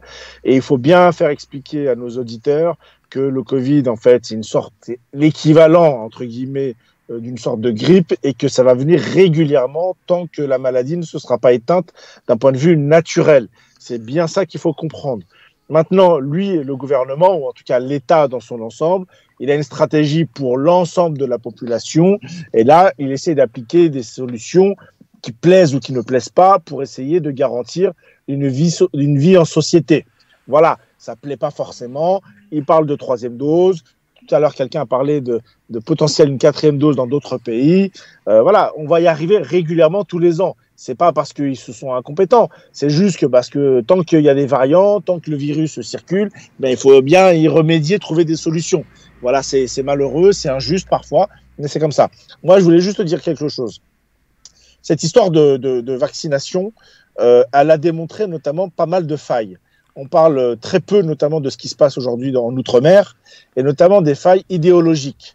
Les failles idéologiques, c'est quoi? C'est que, c'est triste à dire, je ne veux pas caricaturer, mais vous avez une partie de la population, parfois la moins diplômée, qui n'est absolument pas vaccinée. Je ne dis pas que tous les diplômés sont vaccinés, c'est pas ça. Mais moi, quand je vois et quand j'entends des gens mourir parce qu'ils ne se sont pas fait vacciner malgré tous les doutes, moi, ça me révulse. Moi, ça me fout en l'air. Je suis contre l'obligation vaccinale, mais franchement, lorsque vous avez accès à des moyens de protection, il ne faut pas s'en priver. Et ceux qui disent, voilà, on ne sait pas ce qu'il y a dans le vaccin, c'est ceci, c'est cela, vous savez, ça me fait doucement rire. Les gens boivent à longueur de journée des poisons tels que le coca et autres, ils vont à longueur de temps dans des grecs et ils osent parler de on ne sait pas ce qu'il y a dans les vaccins. Moi, ça me fait doucement rire. La difficulté, c'est que vous avez des gens qui meurent. Vous avez des familles par idéologie qui sont complètement décimées et ce ne sont pas des blagues. Donc voilà, moi, Alors, il y a peut-être un point, cher. Là, je peux rien dire, il a tout dit. Oui, mais il y a peut-être un point. Le gouvernement envoie 2 messages contradictoires et les gens ne comprennent plus rien. On dit, par exemple, en Outre-mer, on va vous envoyer des vaccins, mais sans ARN. Ouais. Donc, le complotiste ou celui qui se pose la question, il dit, mais pourquoi là-bas sans ARN et ici obligatoirement ARN? Et ça va même plus loin. Voilà, donc là, je veux plus d'ARN, je vais aller habiter... Parlez-en, les soignants, ils sont plus obligatoires pour... Voilà, et c'est ce double message, je ne vais pas double message. Voilà, allez-y. Non, sur ce point-là, vous avez complètement raison. La communication gouvernementale a été, depuis le début même de la pandémie, a été parfois tellement contradictoire qu'en réalité... Les tests sont gratuits en Guadeloupe, par exemple. Les tests sont gratuits en Guadeloupe. Voilà. Moi, je voulais juste faire une parenthèse sur la Guadeloupe, sur les Antilles. En fait, moi, je peux comprendre, c'est paradoxal, hein, je peux comprendre le ressentiment de la population antillaise, malheureusement, à la vaccination. Parce qu'il y a un précédent qui est encore tout récent. C'est que vous avez...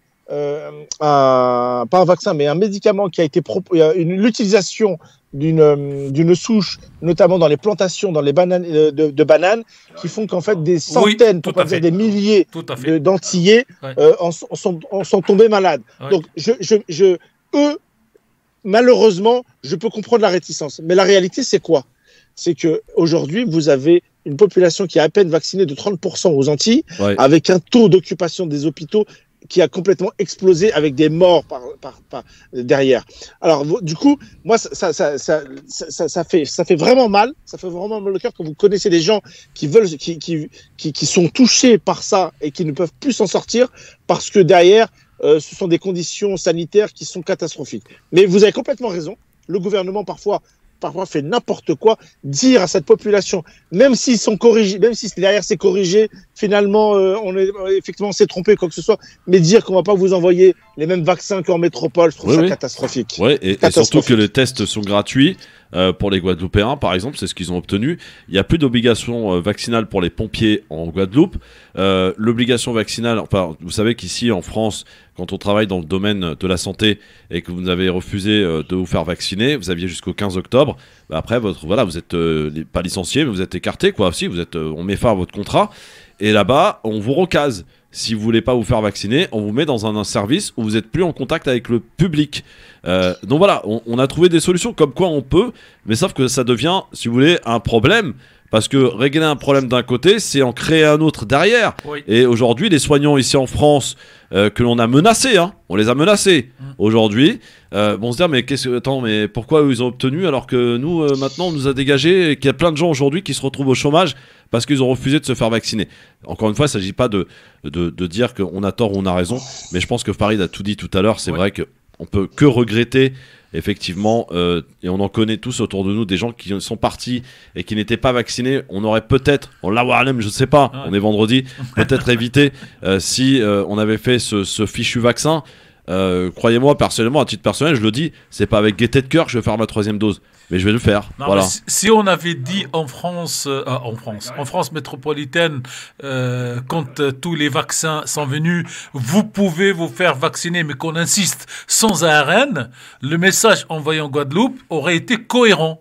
Mais à l'époque, donc ici, on a poussé les gens plutôt à faire de Pfizer, donc ARN, et aujourd'hui, on fait le contraire. Et donc, c'est cette communication qui fait du mal. C'est désastreux. Ah ouais, c'est désastreux. La Martinique est à feu et à sang, là, aujourd'hui. Tout à fait. Et en Tunisie, par exemple, quand les premiers vaccins est arrivé, il n'y a pas eu de communication gouvernementale pour le vaccin. On a plutôt utilisé, le mot utilisé entre guillemets, les personnalités, les sportifs, les professeurs, les médecins, et donc c'est une communication citoyenne. Et quand la communication est plus citoyenne et pas le ministre qui passe tous les jours pour dire voilà, à partir du moment où on défie la classe politique, on défie tout son discours. Karim est avec nous au standard 01 40 33 9000. Bonsoir Karim. Oui, bonsoir Christophe, bonsoir tout le monde. Bonsoir, vous nous appelez d'où? Je vais parler en bref concernant le pass sanitaire. Oui. C'est vraiment une connerie. Pourquoi une connerie? On ne parle pas de niveau santé et tout de protection pour tout le monde, mais il y a des sites, là, par exemple, moi je peux passer avec un pass sanitaire de mon voisin, de mon cousin, je sais pas, malgré que je suis pas vacciné. C'est mal contrôlé, c'est ingérable. Donc ce qui fait que celui qui a créé le pass sanitaire, vraiment, c'est une connerie et c'est des gens incompétents. Parce que je peux passer avec le pass sanitaire de mon voisin, je travaille sur un site où il y a 2000 personnes, on passe n'importe comment et voilà, l'autre il passe avec le pass sanitaire de sa sœur, l'autre avec sa mère. Je chopais un jeune, je travaillais dans un site, il avait le pass sanitaire de sa grand-mère, elle a 74 ans, et lui il avait 19 ans. Oh là là. Ah ouais. Alors c'est une connerie, on est gouverné par des gens incompétents, ça se voit déjà, ça part à droite, à gauche, Pfizer, je sais pas quoi. Ouais. Farid, tu voulais répondre, vas-y. Oui, je voulais répondre. Ce que dit l'auditeur, il a complètement raison. C'est incontrôlable et ça sera jamais contrôlé, la réalité. Mais en vérité, dans des pays comme la France, en fait, on sait que statistiquement, que heureusement, Dieu merci, les gens qui fraudent sont beaucoup moins nombreux que les gens qui sont sincères. Et pourtant, c'est eux qu'on montre tout le temps, y compris pour la CAF. Ouais, c'est vrai. Bon, mon Karim, merci beaucoup en tout cas. Bon courage à tous, merci Christophe. Merci Karim, à bientôt. 01 40 33 9000 si toutefois vous souhaitez nous donner un petit peu votre avis sur ces annonces. Sont-elles suffisantes? Est-ce qu'elles vont être efficaces? Ça, on peut pas le savoir pour l'instant. Mais en tout cas, est-ce que c'est le fait justement d'une campagne présidentielle qui arrive que la France est assez timide concernant les mesures à prendre? On sent que la France veut à tout prix éviter, Farid, à tout prix éviter des restrictions pour les fêtes de fin d'année. Ça a été dur l'année dernière. Vous vous rappelez, on avait fait une permission en quelque sorte pour Noël. C'est pas pour les fêtes, Christophe. C'est parce que vous avez une campagne électorale qui démarre et que aujourd'hui, imaginez qu'on dise 3 personnes à Noël ou 3 personnes pour le dîner de jour de l'an. Eh ben, vous avez perdu autant d'électeurs pour la campagne électorale. Donc c'est la campagne électorale qui complique pour la France. D'ailleurs, 3 fois, l'Allemagne n'a pas pris de dispositions plusieurs mois, 3-4 mois avant l'élection. Et dès que l'élection est passée, Madame Merkel, qui n'est plus la chef en titre, la chancelière en titre, parce qu'elle attend, elle est en intérim, ils ont quand même pris toutes les décisions qu'ils auraient dû prendre avant la campagne électorale. Donc vous voyez que dans les pays démocratiques, la campagne électorale complique la dose. Et votre question était très bien, cher Christophe, tout à l'heure, c'est que dans votre question sur Twitter de l'émission et de la radio, c'était est-ce que c'est un pass sanitaire ou politique? Ouais. La réponse, elle est là. C'est une volonté sanitaire qui est dans un couvert politique et qui empêche d'aller jusqu'au bout du système. C'est ça. Ali est avec nous au standard. Bonjour Ali. Bonjour tout le monde. Ali, il nous appelle d'où Ali? Oui, je vous appelle du 95. Très bien Ali. Alors le pass sanitaire, pass vaccinal, bref, on ne sait plus d'ailleurs à quoi ça ressemble. En fait, je voulais répondre à la personne qui a parlé des Antilles où il y a des morts et des... En fait, vous n'avez... la personne n'a rien vu. C'est pas vrai, il y a pas de mort. Même ici, il n'y a pas de Covid. Il y a des gens qui sont malades. La grippe, c'est la période surtout. Ali, je veux bien tout entendre. Alors, je ne sais pas s'il n'y a pas des morts. Non, je veux bien tout entendre, mais je peux pas te laisser dire à France Maghreb 2 ici à l'antenne qu'il n'y a pas de mort, qu'il n'y a pas de Covid. Faut arrêter les gars. Voilà. Je ne sais pas s'il y a eu des morts ou pas, Christophe. Si, il y en a eu des morts. On en connaît. Moi, j'en connais. Moi, je arrêter connais le délire. Non, mais la phrase c'est mort, est-ce que c'est la mort à la suite de la Covid ou des violences policières? Oui, il y a eu des morts qui sont... Ouais, non mais attendez, il y a des morts... précision. Il y a des gens qui sont morts... Du Covid. Voilà. D'accord. Comme ça. Voilà. Et il y a des gens qui sont morts parce qu'ils ont refusé d'être vaccinés. Oui. Et qui sont morts, on en connaît. On a été à l'enterrement de quelques-uns. Voilà, on en connaît. Ouais. Donc arrêtez de dire qu'il n'y a pas de Covid, qu'il n'y a pas de mort, qu'il n'y a pas de ceci, cela. Arrêtez de vous alimenter dans les sites complotistes qui racontent n'importe quoi. Et oui, aux Antilles, il y a des morts, cher Ali. Oui, aux Antilles, en ce moment, c'est la... Excuse-moi, je vais employer le terme que je ne devrais pas, mais c'est la merde en ce moment aux Antilles. Et franchement, les services hospitaliers sont complètement débordés. Le personnel soignant est à bout de souffle. Et que ce que choisit le gouvernement, c'est de leur envoyer des CRS. Du RAID. Et même du RAID. Voilà un petit peu. Donc Ali, s'il te plaît, reprends-toi. T'as le droit de le penser, mais t'as pas le droit de le dire à l'antenne. En tout cas, moi, je t'en empêche. On peut pas tout dire. La liberté, c'est une chose, mais elle a ses limites. Et là, tu as franchi les limites pour le coup. On peut pas dire tout et n'importe quoi sur une antenne de radio. C'est pas le bar du coin. À tout de suite sur France Maghreb 2, on est de retour.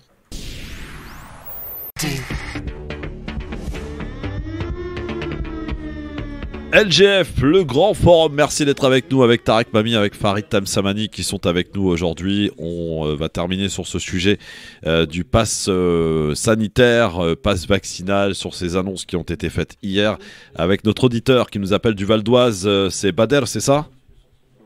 Bada, bonsoir Bada, bienvenue. On vous écoute, cher Bada. Alors moi, je voudrais réagir par rapport au vaccin. Je voudrais dire que je comprends qu'il y ait des gens qui soient réticents. Je comprends qu'il y ait des gens qui ne soient pas rassurés. Je voulais donner un exemple. Par exemple, moi, quand j'achète une machine à laver ou quand j'achète une voiture, j'ai besoin d'une garantie. S'il n'y a pas de garantie de sécurité, s'il n'y a pas de garantie de sans danger, eh ben, je vais avoir un petit peu peur. Donc, je peux comprendre les gens, je peux comprendre la réticence des gens. Les gens, ils ont besoin d'une garantie. Et la garantie sur ce vaccin, elle n'existe pas. Alors, si je peux me permettre, la garantie n'existe peut-être pas, sauf qu'il est prouvé, visiblement, que ceux qui sont vaccinés ont moins de chances de se retrouver en réanimation et donc par conséquent de mourir de la Covid que ceux qui ne le sont pas. Ça, c'est un fait. Alors, et je complète, Christophe. Vous êtes malade, cher monsieur, vous allez voir un médecin et il vous dit voilà ce qu'il faut faire. Est-ce qu'il peut vous signer une garantie de réussite à 100%? Et il ne peut pas. Alors, en droit, si vous voulez, ça s'appelle l'obligation de résultat et l'obligation des moyens. L'obligation de résultat, c'est que vous achetez votre voiture ou votre machine à laver, vous avez le contrat, si ça ne marche pas, on vous la change. Ça, c'est résultat. Mais quand vous...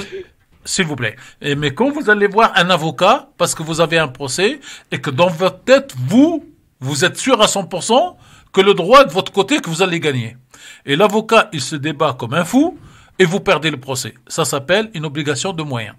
Et la médecine, en général, vaccin compris, c'est une obligation de vaccin, c'est-à-dire qu'on fait au mieux sans être sûr. Et puis souvent la machine à laver elle tombe en panne après la garantie. Hein. Ouais. Ça c'est autre chose. Ça c'est l'obsolescence programmée. Alors qu'à l'époque on pouvait garder un frigidaire ou une machine à laver 30 ans. Et je peux vous garantir qu'aujourd'hui, c'est terminé. Au bout de 5-6 ans, tu changes. Hein. En tout cas, celui qui demande, qui exige la garantie en médecine, quelle que soit la médecine, il peut pas l'avoir.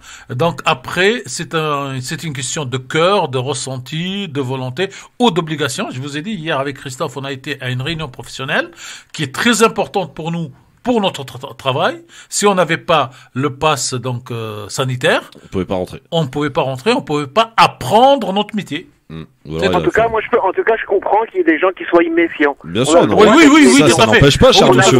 On a le droit d'être prudent, on a le droit d'être méfiant. C'est un droit. Bien sûr. Évidemment, c'est un droit. Nous avons même notre avocate, Maître Maghribi. Vous avez confiance. Vous faites non. Il y a d'autres personnes qui ne font pas confiance. Non, on n'a pas dit. On n'a pas dit. Excusez-moi. On n'a pas dit qu'on a confiance. Non. On l'a dit personnellement. Mais si Christophe. Vous dites que vous avez confiance. Non. Christophe qui dit qu'il va faire sa troisième dose. Non, mais par obligation. J'écoutais Christophe au départ. Par obligation. Il jurait qu'il ne serait pas vacciné. Oui. Il devait y aller en Crète. Il a fait son vaccin. Après, il a fait sa deuxième dose. Maintenant, il dit qu'il va faire sa troisième dose.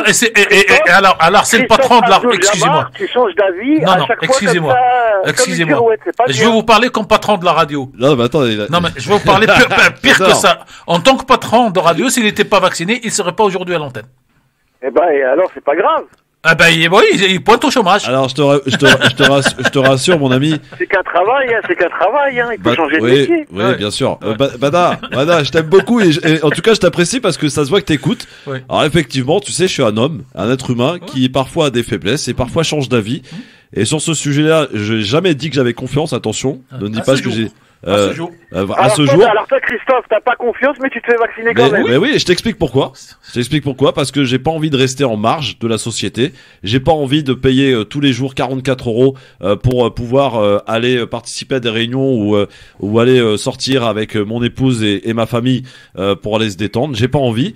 Donc effectivement, je me fais vacciner parce que c'est quasiment, et je considère que c'est limite une obligation. D'ailleurs, c'est pas, je considère, ça l'est quasiment. Si tu veux avoir une vie sociale aujourd'hui, on te laisse pas de choix. Ça veut pas dire.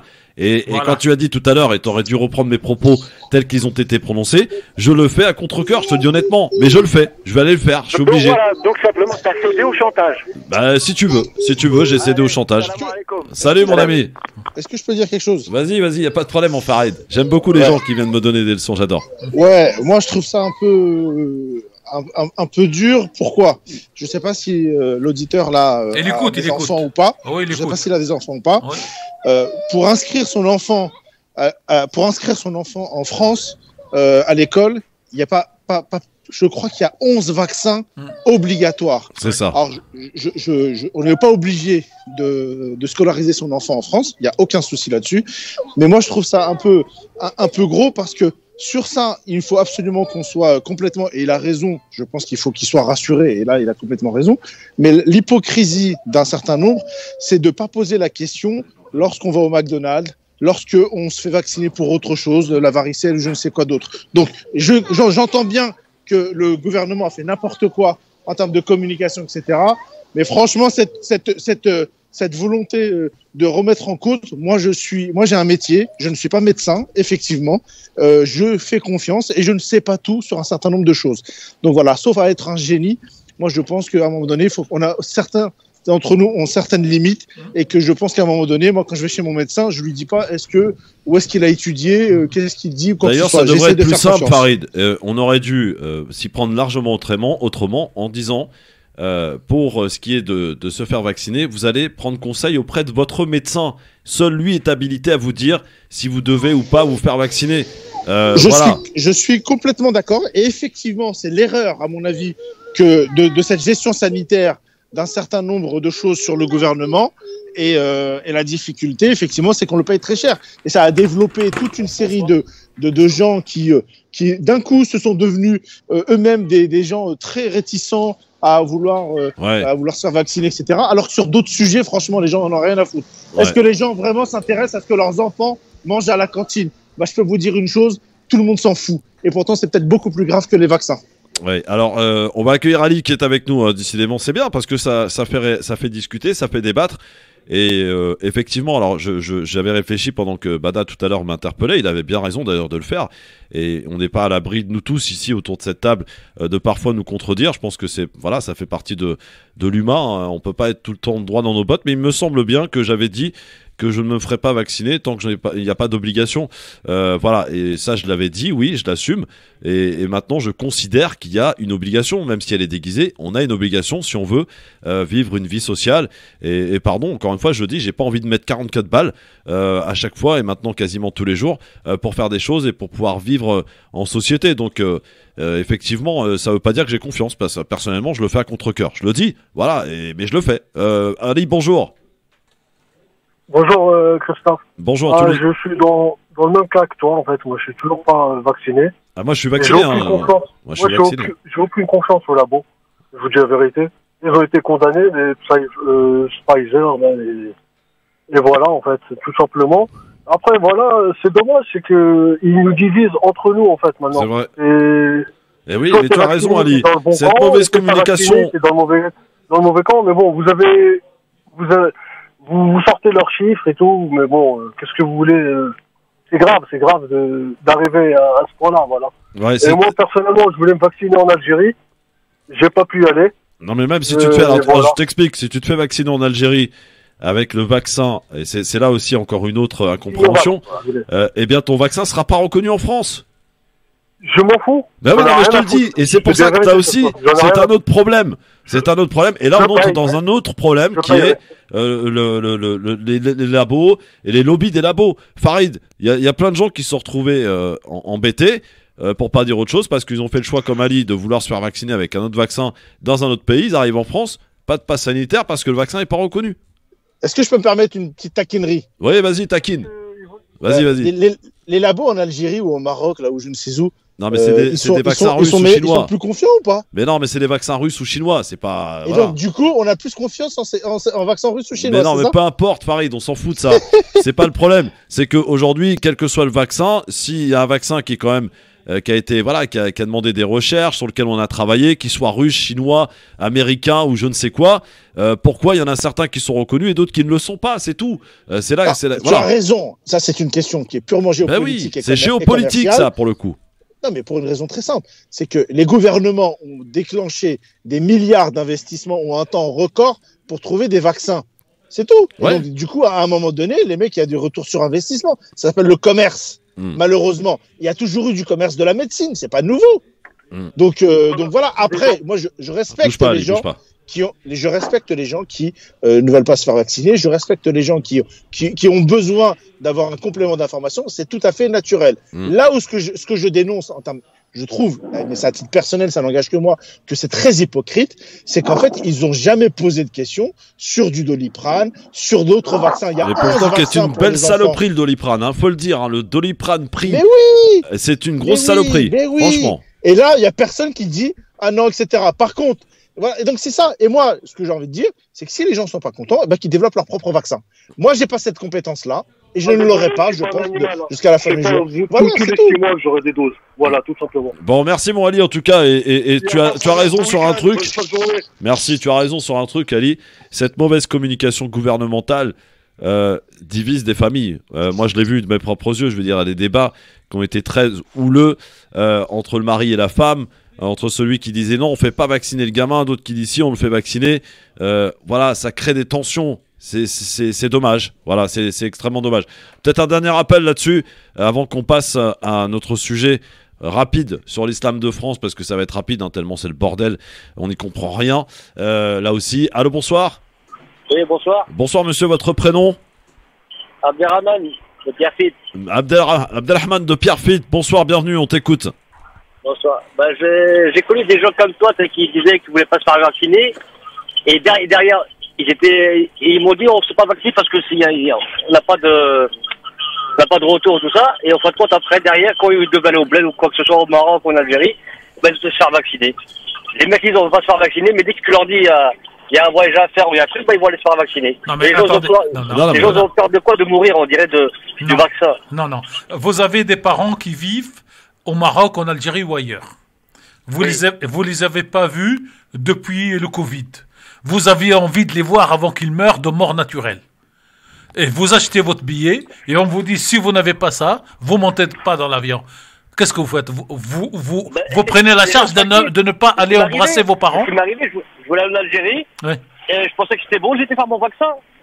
Normal. Voilà, c'est tout. Donc, et les gens ils parlent beaucoup et après on fait compte que c'est des faux culs, les gens ils parlent beaucoup et après derrière ils vont les faire. J'ai des amis à moi, ils me disent moi je le fais pas. Et derrière ils s'est retrouvés en Arabie Saoudite, j'ai fait le vaccin. Et je pensais que tu m'as dit, je ne fais pas le vaccin. Mais ils ont fait le vaccin. Oui. Alors, je vais vous donner un autre exemple. Je vais vous donner un autre exemple juste pour rigoler. Ouais. Au Maghreb, quand un type arrive à 28 ans, 30 ans, 32 ans, qu'il n'est pas marié, dans le quartier, tout le monde commence à parler comment ça se fait, machin truc.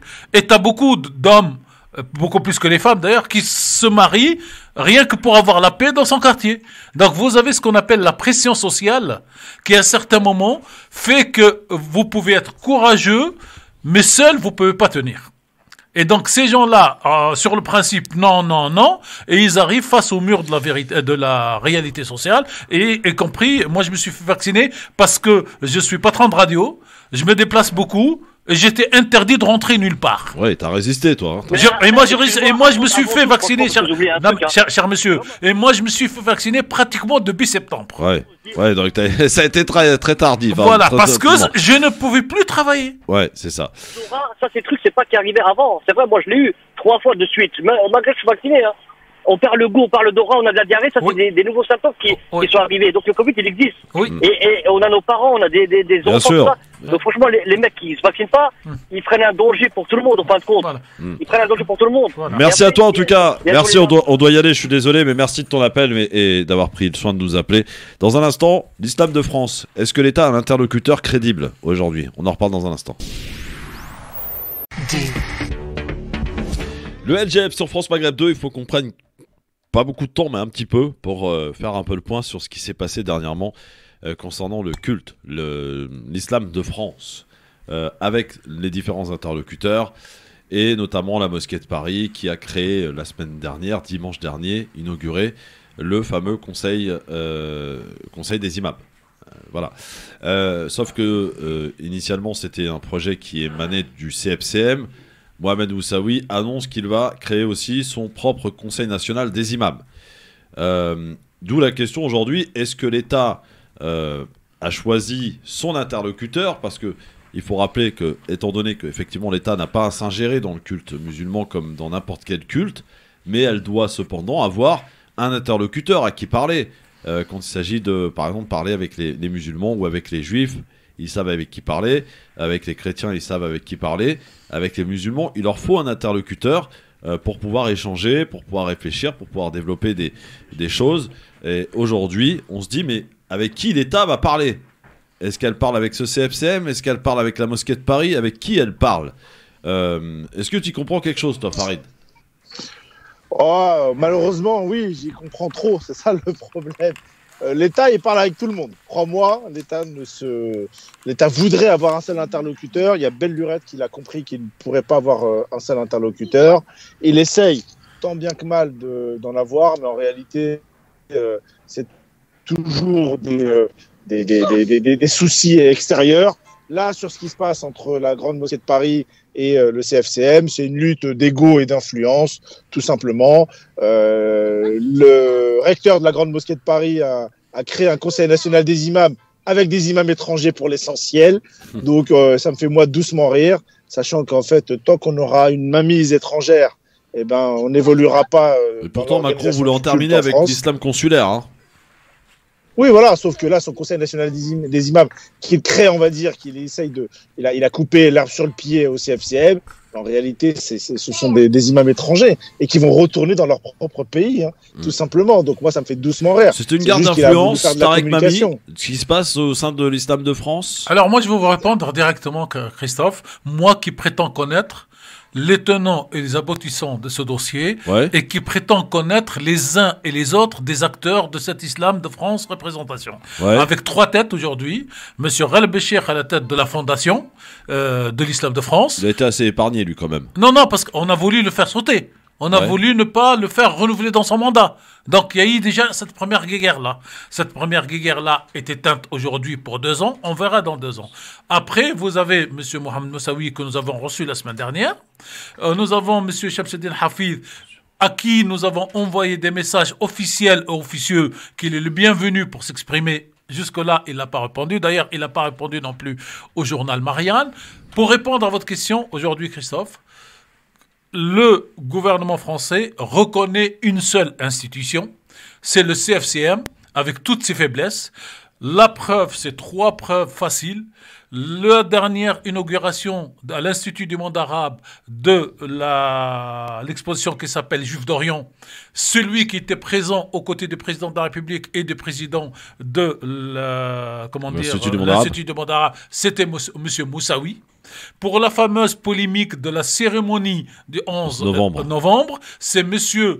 Moussaoui qui a reçu une invitation officielle en tant que président, après toutes les interventions. D'ailleurs, j'ai un papier qui est sur le site de notre radio France Maghreb 2 à l'instant, ou ce soir ou plus tard demain, qui explique, comme je l'ai fait pour l'Assemblée Générale du CFCM le 4 juillet, cher Christophe, j'ai fait un papier factuel. Moi, quand je fais un papier pour la radio et pour le site, c'est ce qu'on essaie de faire, ce n'est pas de dire celui-là, il a raison, celui-là, il a tort. Nous ne sommes pas ni des juges, ni des moralistes, ni encore moins des imams. Vous lirez comment ça s'est passé de A à Z, de l'ouverture à la fermeture, parce que je préfère cette méthode de travail professionnel pour que chaque lecteur, chaque auditeur de la radio se fasse son propre point de vue, mais avec des éléments concrets. Et donc, ces éléments concrets, et j'en termine là, c'est aujourd'hui, il y a une grosse question qu'il faut poser plutôt aux membres de la coordination, au sein desquels j'ai des amis personnels que je respecte. Comment peut-on faire pour sortir du bureau du CFCM, tout en gardant un pied, j'appelle ça moi pied dehors, pied dedans, tout en restant membre de l'Assemblée Générale, ou vous trouvez une solution entre vous, ou ceux qui ne sont pas d'accord, ils sortent et ils créent leur propre CFCM. Mais on ne peut pas avoir avec un CFCM, avec un seul pied, avec des gens qui à l'intérieur ne viennent pas aux réunions du bureau et quittent le bureau, et de l'autre côté sont là à l'Assemblée Générale pour voter contre. Voilà ma position. Je précise que la mosquée de Paris a été invitée à la cérémonie du 11 novembre, hein, selon Moussaoui. Oui, selon ce qui se dit dans la presse. Et donc, et je reprécise encore que M. Hafiz est le bienvenu ici à France Maghreb 2, quand il veut, pour avoir autant de temps que M. Moussaoui, c'est-à-dire qu'en tant que média, nous ne disons pas celui-là a raison, a tort. Nous donnons la parole à tous et nous souhaitons que ce soit les auditeurs de la radio qui décident, chacun tout seul. Je rappelle tout simplement que l'année dernière, pour le début du Ramadan et le dernier jour du Ramadan, donc le jour de l'Aïd, ce sont les mêmes dates qui sont données par les uns et par les autres, par le CFCM et par la coordination, mais dans 2 communiqués différents. Un communiqué sur le matin, un communiqué sur l'après-midi. À quoi ça sert? Comment voulez-vous que d'abord, à l'intérieur de la communauté, on ait une image de fierté de nous-mêmes, de ce que nous sommes? Et comment voulez-vous que les autres de l'extérieur ne nous tirent pas dessus à boulet rouge en nous stigmatisant? Par exemple, quand il y a eu cette réunion de CNI, en même temps, il y a eu beaucoup d'actes islamophobes. Et il y a eu, par exemple, et j'espère qu'on l'aura la semaine prochaine, la fermeture, cher Christophe, de plusieurs comptes bancaires, de plusieurs mosquées dans la région de Lyon. Nous n'avons pas vu une levée massive et commune pour défendre ces mosquées, mais chacun fait son petit communiqué de son côté. Et ça, ce n'est plus viable pour des citoyens français, dont le côté citoyen doit être supérieur à la confession personnelle, parce que notre religion nous...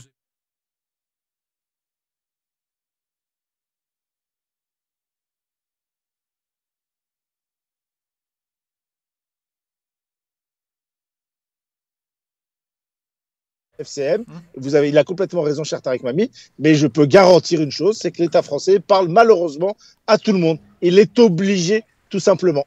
Ouais. Allez, dans un instant, un grand zapping vous sera proposé sur France Maghreb 2. Dans un instant, vous allez voir qu'il est parfois compliqué d'aller faire des émissions dans les quartiers où vous n'êtes pas les bienvenus. À tout de suite. Le LGF, le grand forum, chers amis auditeurs, auditrices, avec Farid Temsamani, avec Tarek Mami. Tarek, il y a des infos qui viennent de tomber concernant les Outre-mer, on en parlait tout à l'heure. Oui. Alors, il y a des informations. La première dépêche, c'est le gouvernement dit l'Est en Guadeloupe-Martinique. Il a décidé de repousser au 31 décembre la finalisation de la mise en œuvre de l'obligation vaccinale des soignants.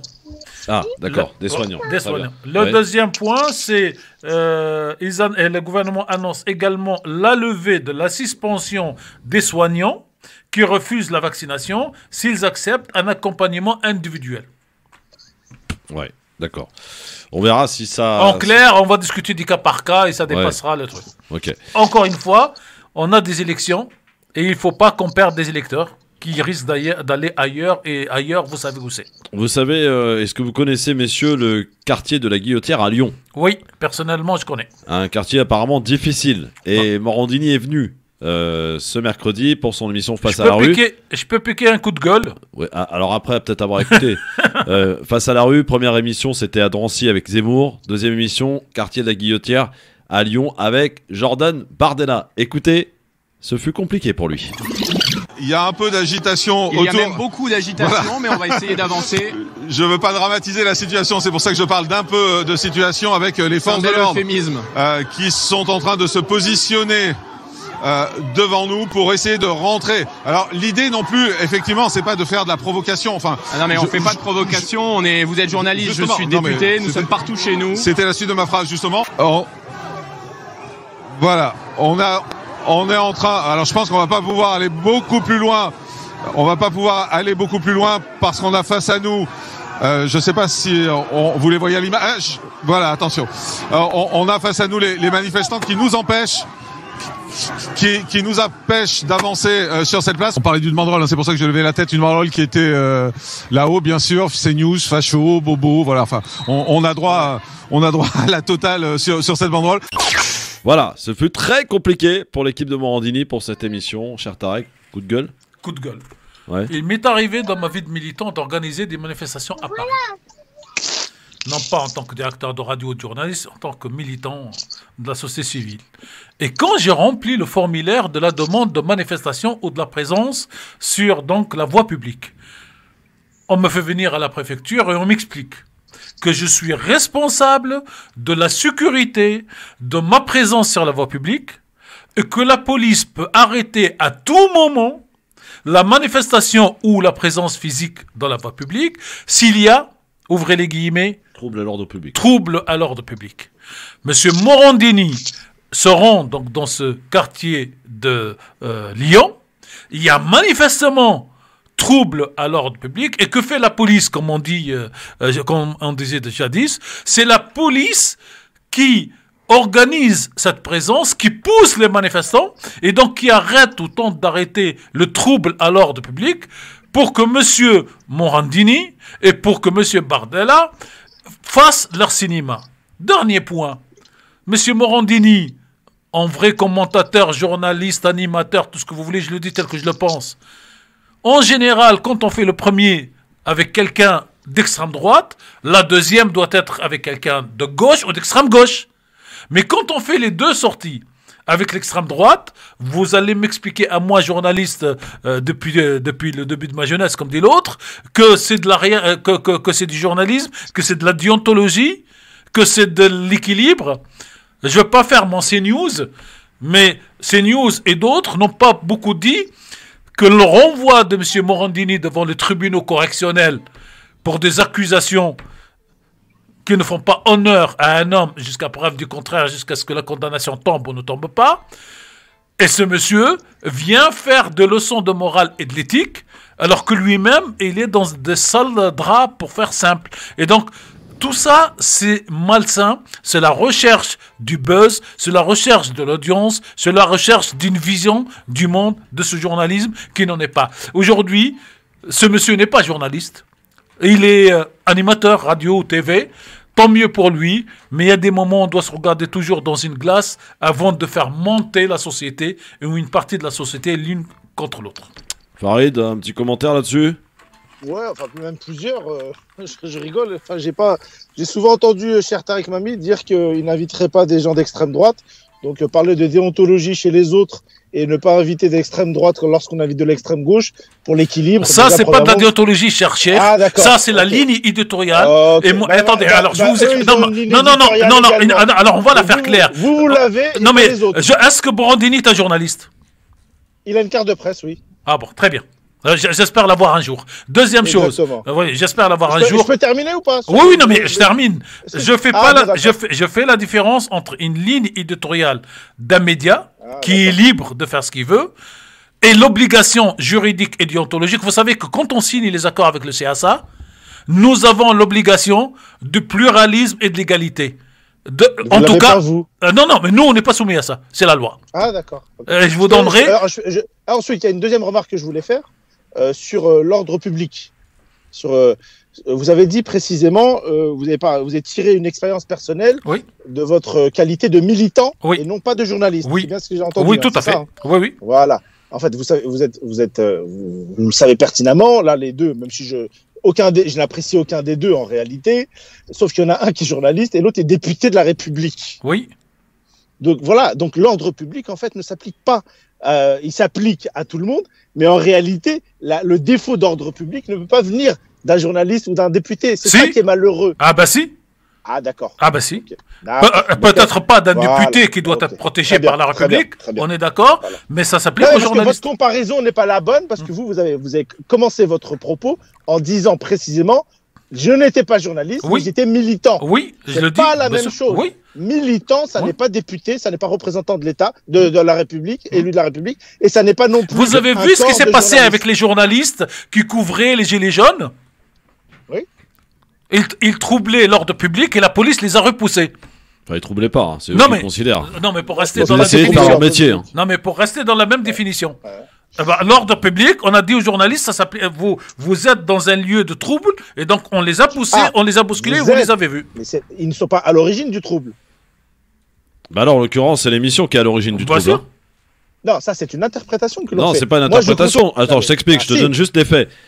Effectivement, tout le monde avait écho de la tenue de cette émission dans ce quartier-là, et ce sont les Antifa qui ont décidé de manifester contre la venue de CNews dans ce quartier. Alors, moi, je vais te dire mon avis. Moi, j'estime qui que ce soit, qui soit journaliste, pas journaliste, élu de la République ou pas élu de la République, qui que ce soit a le droit de circuler dans ce pays et de faire ce qu'il veut. Ça, c'est une réalité. Maintenant, la réalité... Alors pourquoi on demande aux gens de demander une autorisation de circuler dans la rue quand on veut faire une manifestation? De manifestation, oui. Oui, mais c'est circuler. Une manifestation, c'est une circulation. C'est 50 personnes. C'est une manifestation, ça. Comment ça? La manifestation, c'est les Antifa qui ont manifesté contre. Oui. Mais les autres, ils n'ont pas manifesté. Il fait une émission. Vous, quand vous faites une émission à Marseille, vous ne demandez pas d'autorisation? Si. J'informe. J'informe. Dernièrement, on a été avec un bus, on a informé les autorités. Vous n'êtes pas tenu de le faire. Je vais vous donner un autre exemple. Lorsque vous faites un sitting, qui n'est pas une manifestation, vous n'avez pas à demander d'autorisation. C'est quoi la différence entre un sitting sur le lieu public et une manifestation? Eh bien, il y en a un, il est mobile, et l'autre, il est immobile. Alors, je vous informe, cher, que les dernières manifestations que j'ai demandées pendant le Covid en tant que militant, on me dit, monsieur, manifestation non, sitting oui, mais vous remplissez le formulaire de la manifestation. Eh bien, je suis désolé pour vous si vous l'avez fait. Vous n'êtes pas tenu de le faire. Alors, dommage, on n'aura pas le temps. Je voulais vous faire écouter un face-à-face assez houleux qui a eu lieu et j'ai trouvé assez magistral de Mélenchon qui a fait un petit cours d'histoire à Apolline de Malherbe hier soir sur BFM TV. Malheureusement, on n'aura pas le temps. C'est que partie remise pour la Je le garde pour la semaine prochaine parce qu'il est très bon quand même ce passage.